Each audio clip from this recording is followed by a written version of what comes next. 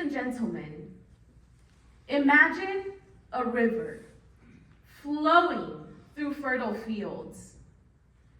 Its waters nourishing the land and sustaining life.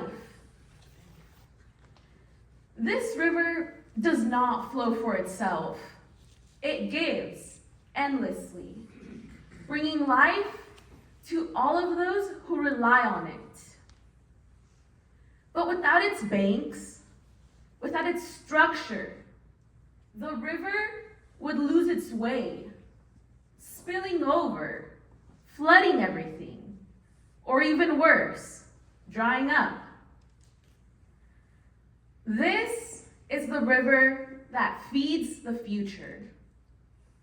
It's the magic of service. It's the connection between those who work with their hands and those who work with their minds. Between those who harvest and those who heal. Between those who serve and those who lead. Last summer, I was that river. Now, let me be honest with you. If you would have told me years ago that I would spend my summers working in a pear packaging company, I would have laughed and said, "Me? Manual labor? That's funny." But there I was, working long hours, standing, lifting, sorting, stamping each box that I finished with my personal number, 22, because apparently even pear boxes get numbers before I do at the DMV.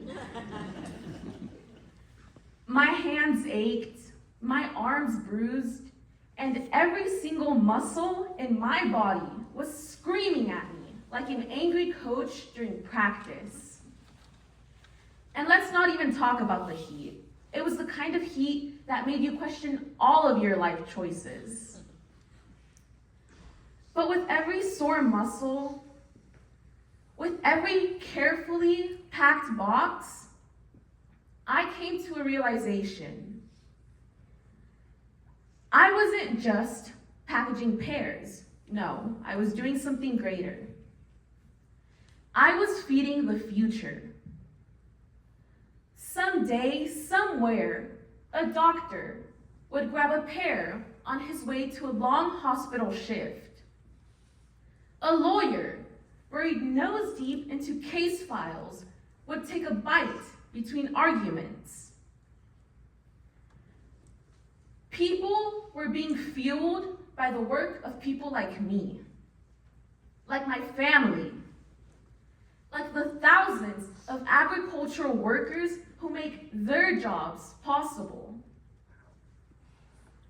And one day, when the years of labor finally take their toll, and the exhaustion cuts down on the workers' bodies, those same doctors and lawyers will be there to serve them in return, helping them get back on their feet. It's the circle of life, except without singing animals and pear boxes. But I can go on and talk about everything that I do as the river, but I would rather not boast and talk about the banks. These doctors and lawyers don't just appear out of anywhere. The river does not flow without direction. It needs structure. It needs guidance. And that's where education comes in. It's the river's banks. It's what holds them and guides them, leading them to somewhere greater.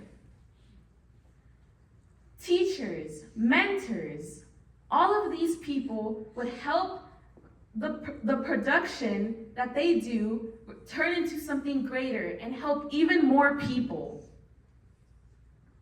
Think about it like this.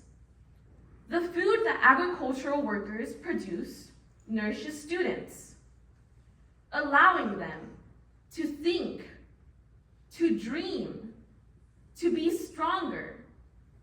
And then those students, some of which will become teachers, later repay that gift by educating the next generation of workers or professionals. The cycle continues. The hands that pick fruit today may be raising the children who will write laws tomorrow. The servers who work in restaurants may be feeding the very children who will one day grow up to fight for workers' rights, or research medical treatments to help people who've spent their years on their feet. It's like a well-planned group project, except in this case, everyone actually does their part. This is the magic of service. The river flows through and feeds the banks, and the banks repay them by later helping them when exhaustion cuts down on their bodies. No job is too small. No effort is unseen.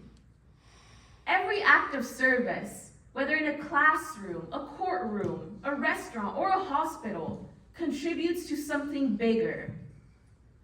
So let's honor those who work in the shadows, those whose bodies bear the years of labor so that others can thrive.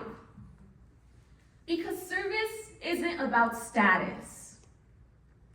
It's about connection, contributing to something bigger, trusting that the person that you help today may help you tomorrow, knowing that despite our differences, we are all part of the same community, all parts of the same flow.